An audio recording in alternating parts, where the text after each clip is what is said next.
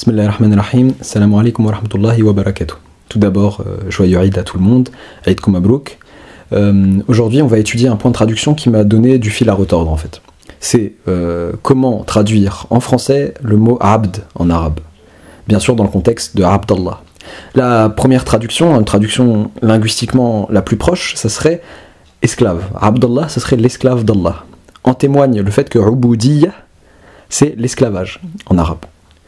Le truc, c'est que beaucoup de gens, beaucoup de traductions vont traduire ça plutôt par serviteur d'Allah que par esclave d'Allah. Quelle est la pertinence d'un tel choix en fait? C'est ça qu'on va se poser comme question. Tout d'abord, linguistiquement parlant, clairement, esclave est plus approprié.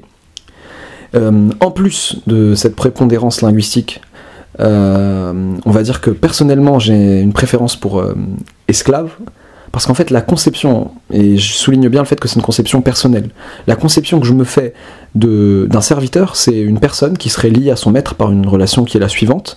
Quand le maître appelle le serviteur, quand il l'appelle, le serviteur vient accourt à son maître et vient le servir, mais entre deux appels du maître, le serviteur est libre de sa vie en fait, il fait ce qu'il veut.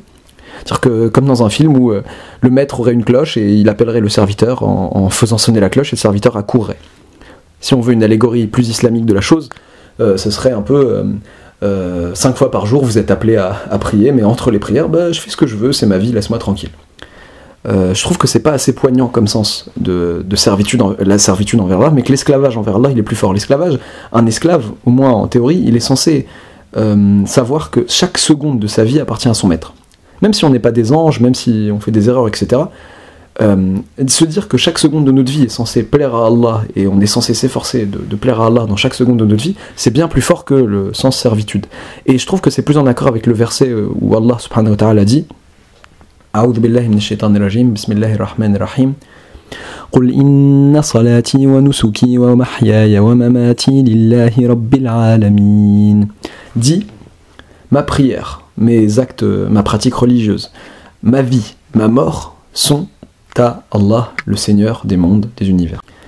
Voilà, donc je trouve que c'est bien plus proche du sens esclavage que de servitude. Maintenant, il y a des points qui vont plutôt dans le sens de servitude. Les points qui vont dans le sens de servitude, c'est que, déjà, quand on traduit d'une langue à une autre, il faut connaître les connotations de la langue dans laquelle on traduit. En français, l'esclavage, c'est une très mauvaise connotation. Esclave, c'est une très mauvaise connotation. Dire « je suis votre serviteur », c'est plus poignant et plus touchant que « je suis votre esclave ». Dans le premier cas, on sent un certain choix. Et dans le deuxième cas, on sent une résignation. Quand le doigt par lequel on commence « Allahumma inni abduk », oh Allah, je suis ton serviteur ou esclave, dire « je suis ton serviteur », on a l'impression que c'est plus... En tout cas en français, hein, on a l'impression qu'on est plus impliqué quand on dit « je suis ton serviteur ». Mais bon, la dualité, on vient d'exposer une certaine dualité en fait, entre la résignation et le choix. C'est une dualité qu'exprime Cheikh al-Bouti rahimahullah quand il nous dit en fait il nous dit quoi exactement?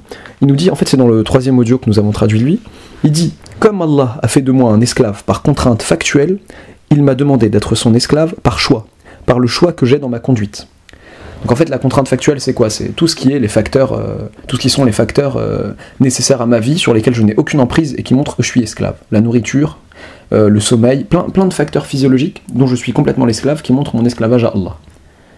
Et maintenant, l'esclavage par choix, c'est ce que j'appellerais plutôt la servitude.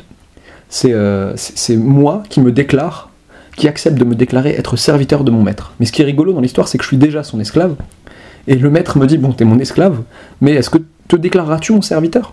Et c'est ça que je trouve assez beau dans l'histoire. J'ai toujours une préférence pour esclave dans la traduction, mais je reconnais que serviteur peut avoir des aspects positifs qu'esclave ne contient pas en français, je dis bien en français. Et du coup, c'est pour ça que vous me verrez parfois traduire par une juxtaposition. Quand il y aura Abdullah, je dis parfois le serviteur virgule l'esclave d'Allah. Quelque chose comme ça, pour avoir les deux sens. J'espère que la nuance vous a été utile. Walhamdulillahi rabbil alamin.